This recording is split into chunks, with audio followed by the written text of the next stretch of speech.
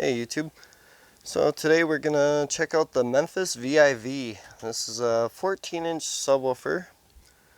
It's got an interesting surround on it and an even more interesting coil and spider setup. It has a 7.5-inch voice coil,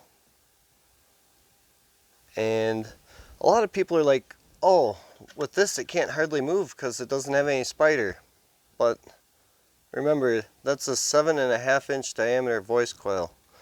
Like where this starts to the outside edge, like think of this as being like a surround. How far is a surround going to move that's that big? And this thing has deep ridges in it. So it actually moves pretty dang good.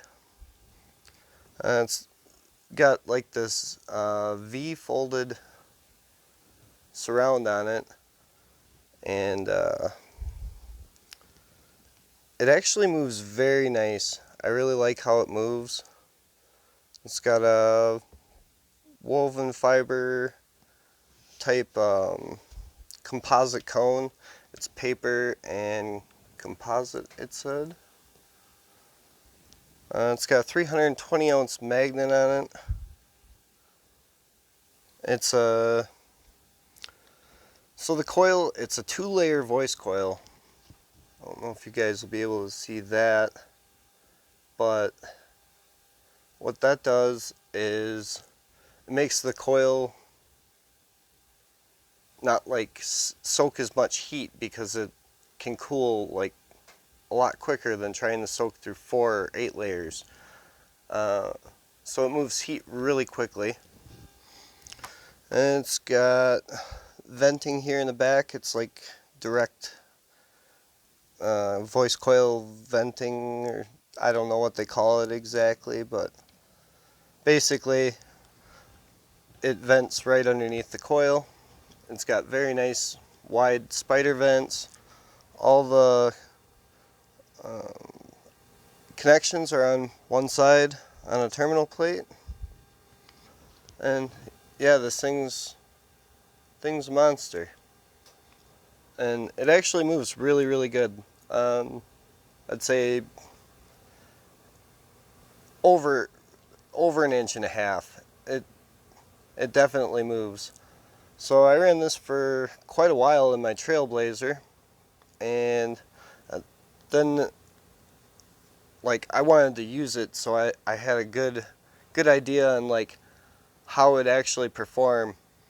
And I seen this guy on YouTube do a video on this versus the JL13W7, and his video is pretty interesting.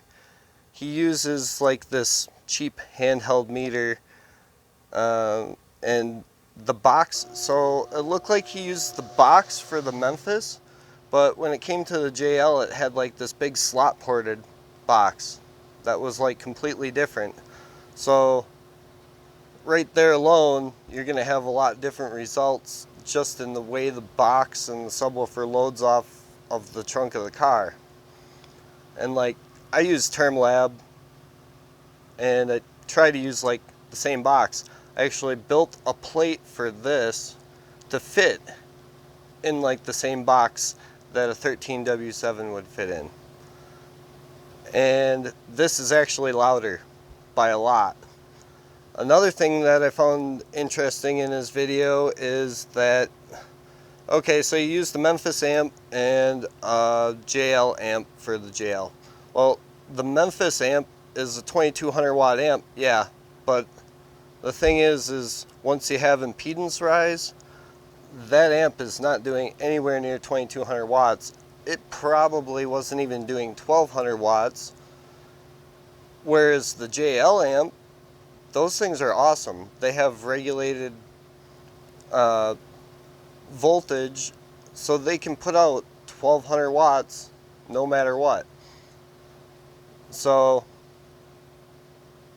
like that kind of invalidates that, because the power range, like he doesn't show the power, and I wish he would have clamped it, because it probably would have showed that that amp was only maybe doing 800, 900, maybe 1000 watts, whereas the JL was for sure doing its 1200 watts RMS. I ran the sub on the Teraamp Smart 3, and I absolutely loved it. A lot of people think like the Teraamps is a dirty amplifier or whatever, but when they're set up properly, they actually sound very, very nice. I was clamping 3200 or 3150, somewhere right in there, out of the Smart 3 to this subwoofer, and it absolutely took it and loved it. And I'd still use it today, no problem. So for it taking power, like in that video, that guy was like, oh, I didn't want to push the subwoofer, I felt like I was going to blow it. Well, he wasn't putting any power to it, so he was just clipping it without actually being able to push it. And when you actually feed this sub some power, it really comes alive. It sounds very linear, like I would compare it to some Neo motor subwoofers, like a TC Sounds or a Boston SPG 555 or JBL GTI. It's a quality bass and very linear, very clean. And this thing actually does very well on the lows. Its FS is like 29 Hertz, I believe. And in a 32 Hertz box, it sounded absolutely great. So my take on it is this subwoofer definitely beats the W7, hands down, without a doubt. So in my setup, I was metering about 145 on average, sealed on the dash, DB drag legal style, like 146 in the kick. I think it was like 146.4 is what it did in the kick. It's not like super big numbers for a Smart 3, but it sounded very, very, very clean. So if you're after a sub that can take a lot of power and sound good and put out some decent numbers, this does it. Does it very well. So that's my review on it. I actually really, really enjoy the sub.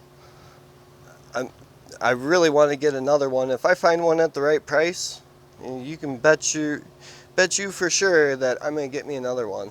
So definitely liked it.